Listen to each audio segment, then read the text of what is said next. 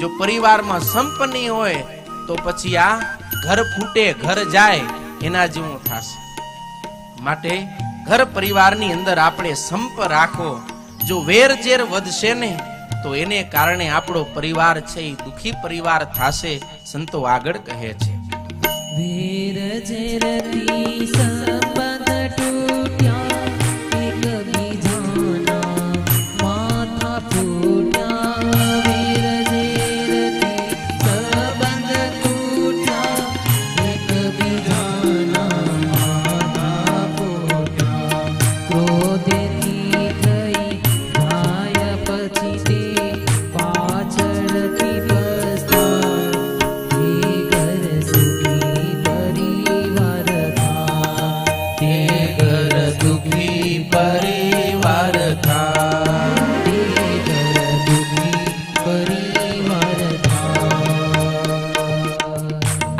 પરિવારનું લક્ષણ છે.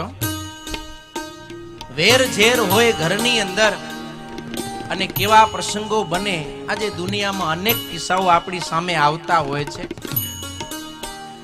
બે ભાઈ હતા, બાપની સંપત્તિના ભાગ પડ્યા. એમાં એક ખેતર હતું ને એ બે ભાઈમાં વેચાય. એટલે મોટો ભાઈ છે એ પોતે માપણી કરી અને ખેતરનો શેઢો કરતો હતો. એમાં માપવામાં કદાચ એનાથી થોડી કંઈક મિસ્ટેક થઈ ગઈ અને પોતાના નાના ભાઈનું ખેતર ફૂટ કે 1.5 ફૂટ જેટલો પોતાની બાજુ આવી જતું. ખાલી આટલો 1.5 ફૂટનો જ ફરક પડતો હતો. અને આ બાજુ નાના ભાઈએ માપવાનું ચાલુ કર્યું. એને ખબર પડી કે મારા મોટા ભાઈએ મારી 1.5 ફૂટ જમીન હડપી લીધી.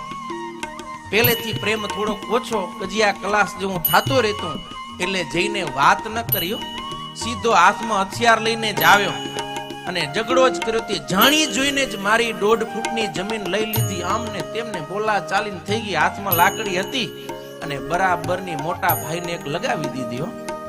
ને આ દ્રશ્ય મોટા ભાઈના દીકરાએ જોયું કે મારા કાકાએ મારા બાપને માર્યો. એ ગાડાનું આડું લઈને આવ્યો અને આવતા વેત કાકાના માથામાં માર્યું અને કાકાનું માથું ત્યાં જ ફાટી ગયું. લોહીની ધારાઓ છો. વાત કેટલી? ખાલી 1.5 ફૂટ જમીન, બસ. એટલે બહુ ધ્યાન રાખવું. વેર ઝેરની અંદર આપણા માથા ફૂટે અને ક્રોધમાં ઉતાવળથી પગલાં લેવાઈ જાય અને પછી આપણે પસ્તાઈ, અરે રે મેં શું કરી નાખ્યું, મારે આવું નતું કરવું જોઈતું. અને આપણા પરિવારનો સંપ કાયમને માટે વિખાઈ જાય.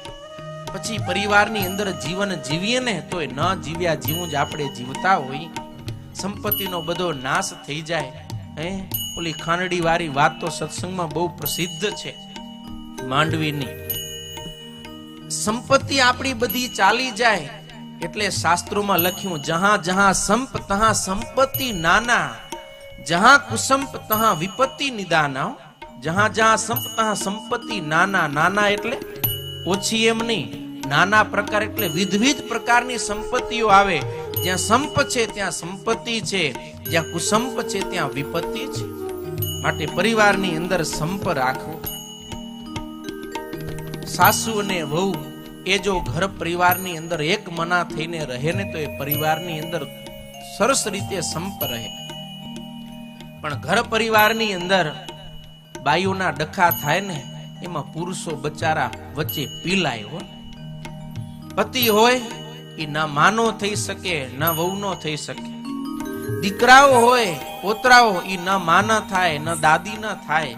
અને જ્યારે એકબીજા પાસે જાય ને ત્યારે નાના નાના દીકરાઓ કે જેને માનસિકતાથી કોમળ છે, જેના મનમાં કોઈના પ્રત્યે રાગ, દ્વેષ, ઈર્ષા આદિ કાંઈ જ નથી, બધાના પ્રત્યેને સદભાવના છે. પણ ઘર પરિવારમાં જો સાસુ ને વહુ વચ્ચે મનમેળ ન હોય, ડખો હોય ને તો દીકરાઓ દાદીમાં પાસે જાય ને ત્યારે દાદી એને ભરાવે, તારી માં આવી છે, તારી માં આમ છે ને આમ ને તેમ. ને છોકરાઓ માં પાસે જાય ત્યારે માં ભરાવે, તારી દાદી આમ ને આમ.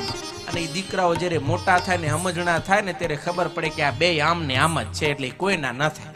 અને પછી આપણે રડીએ કે ભાઈ અમારા દીકરા અમારા થઈને રહેતા નથી. તો ક્યાંક ને ક્યાંક કારણ આપણે પણ બનતા હોઈએ છીએ. માટે ઘર પરિવારની અંદર આપણે સંપી સરતીને રહેવું જોઈએ. અને આપણે જો એવો તો ઘણો ઉપદેશ સભામાં અપાતો હોય કે મા બાપની સેવા કરવી, સાસુ સસરાની સેવા કરવી, પણ એવી જ રીતે સાસુ હોય કે સસરા હોય ને એને પોતાની ઘરે દીકરા વહુઓ જે આવી હોય ને એને પણ પ્રેમથી સાચવવી, એને દીકરી માનીને જો રાખે ને તો એ જ દીકરી પોતાની સાસુને પણ માં માનીને રાખે. અને સાસુ ને વહુ એ સાસુ મટીને માં દીકરી જો બની જાય ને તો એના ઘર પરિવારની અંદર ખૂબ શાંતિ થાય.